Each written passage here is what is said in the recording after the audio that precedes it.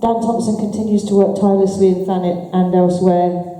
Even though Landing Place is no more, Dan's still very much active in promoting a whole range of community and social arts, of which I know Emile would continue to be extremely supportive. So with a big thanks to those events at Landing Place, welcome to the stage, please, Mr. Dan Thompson.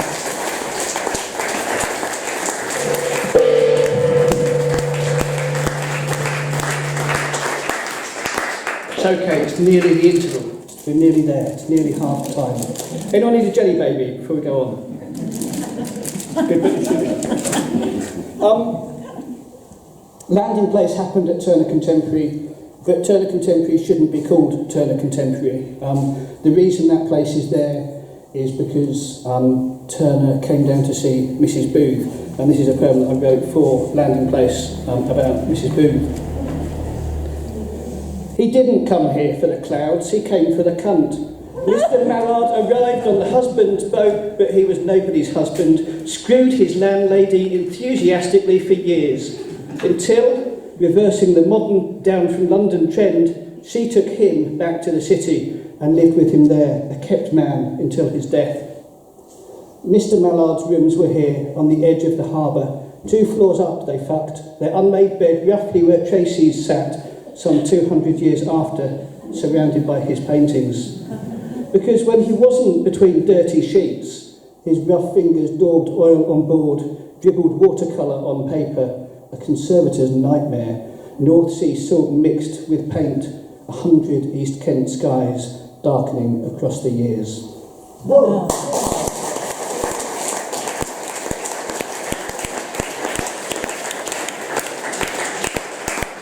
Your England, which is the collection I'm reading from, was a direct to the result of going to lots and lots of poetry events and getting really bored of people reading very self-indulgent poems about themselves and how unhappy they were. And I decided that we needed to write a set of poems about other people, and other people's stories should be collected. So all of these are other people's stories in this book. This is another local one. This is, again, we've heard of Dreamland, we've heard of Lord Sanger, some people have heard of Lord Sanger, who's the Circus founder of Dreamland, and I've written a history of Lord Sanger and of Dreamland.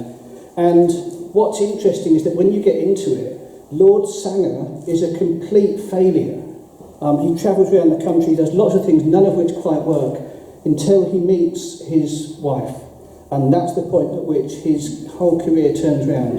And again, I'm convinced that she was the real power behind the Sanger name. This is, for her, Head in the Lion's Mouth. The most beautiful woman in England, twice bitten, never shy, is a Kentish lioness. Chapman, Lion Queen, is fearless, puts her head in the lion's mouth nightly. It's her trick. She even amuses Queen Victoria with horseback capers. Sanger had the top hat, the diamond type in the patter, spun a good story, but he was just a grinder. Chapman on ferocity was tough beauty, fierce intelligence, rough courage. It might have said Sanger's Circus outside the canvas, but inside she was the centre around which the show turned. No bally girl in a Fleabag show, the barrier stood at attention for her. Sanger might have called himself a lord, but Chapman was a queen, and a queen of England.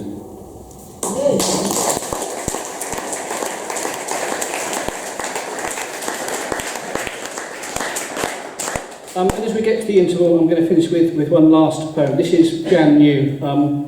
This is a bit of an experiment. I hope you'll enjoy this. One of the best things that we were able to do at Turner Contemporary was had this crazy man came to us and said, they're doing an exhibition about Hans Arp, the Dada artist, and I'd like to read some Dada poems while that is on. And somehow, there's a photo over there, that photo of Emile with his hand to his mouth is in my studio. We went from, we're going to read a couple of poems in the exhibition, to creating this processional performance with 4 poets reading poems in 5 different languages, I think, in the end, with instruments and props and sound throughout the gallery. And I don't know how we persuaded Turner to let us into the main gallery with this crazy thing we were doing, but we did somehow. And we thought we'd get you, 20 or 30 people, maybe more, decent little crowd.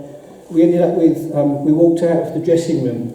We decided to meet everyone downstairs and start downstairs in Turner Contemporary, then walk up into the gallery. We walked out to find the downstairs space packed. We had about 100 people turn up and follow us through the gallery. And the gallery staff looked terrified the whole time as we one of the poems we did was a hand art poem called Cabaret ist tot, and this is a new version of that.